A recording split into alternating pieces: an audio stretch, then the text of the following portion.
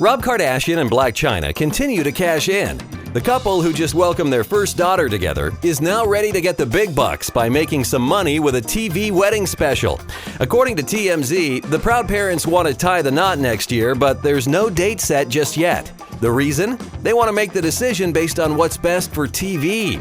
Talks of a wedding special have been up in the air for a while now. They already scored a pretty sweet deal for their baby birth special, which will hit the small screen pretty soon. But now, with a wedding around the corner, they're listening to all offers.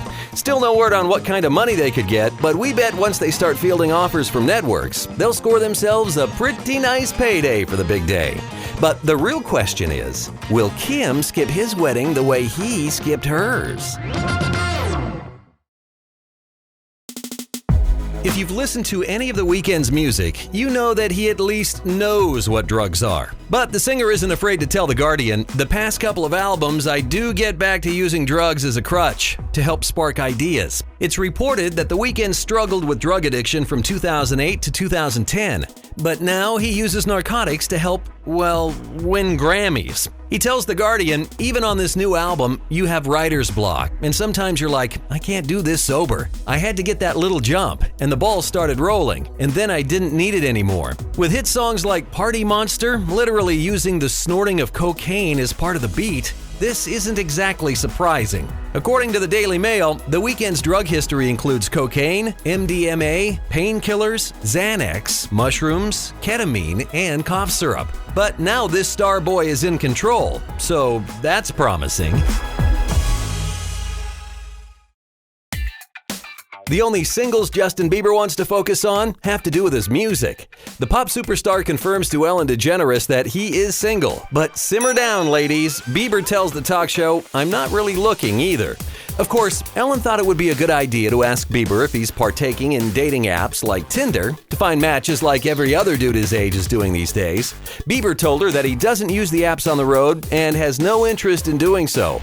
Which makes sense, considering the 22-year-old is still followed by crowds of women that he can swipe left or right to in real time.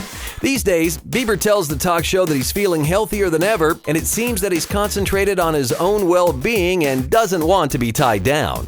He recently told TMZ that he was a pretty normal guy. So a 22-year-old that isn't ready for a relationship? That sounds extremely normal to us. Alec Baldwin was all smiles after taking Donald Trump to task. We caught up to the actor as he took a chilly walk with his family in New York City, and we gotta think he's feeling pretty good about his now famous tweet. Just a few days earlier, Alec was doing an impression of President-elect Trump on Saturday Night Live, and the Donald didn't take too kindly to his work. He wrote that he just tried watching SNL and called it unwatchable, totally biased, not funny, and the Baldwin impression just can't get any worse. Alec, of course, clapped back, posting this tweet declaring, "Release your tax returns and he'll stop." Ha!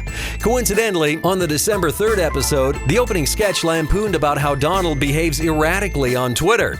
Guess you gotta chalk this round up for Baldwin. Amy Schumer might bring laughs all over the world, but unfortunately, she can't always do it in person.